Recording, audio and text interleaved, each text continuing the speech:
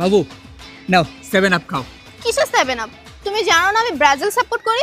আর এক মিনিট, তুমিও না ব্রাজিল সাপোর্ট করতা, আর্জেন্টিনা জার্সি পরছো কেন?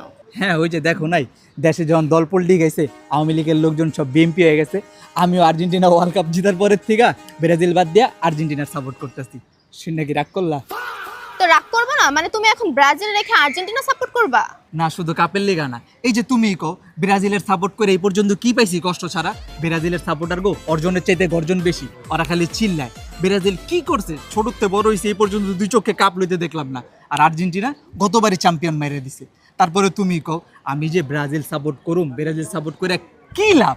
কোয়ার্টার ফাইনালি পার করতে পারে না ওরা, ফাইনাল কি জিতবো?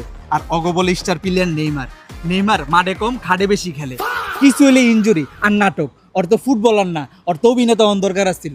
তারপরে তুমি দাও এই যে ব্রাজিল একটা দল যে গোল খাইলে তো মাইনা নাও যে 1টা খায় 2টা খায় 3টা খায়, এক আলি খায় মাইনা নিতাম।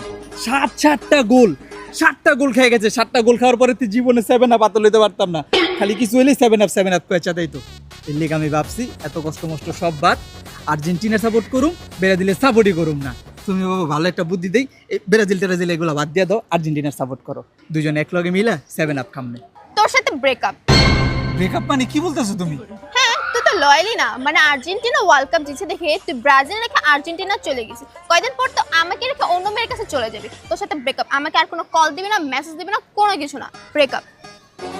আরে বাবু রাগ করলা?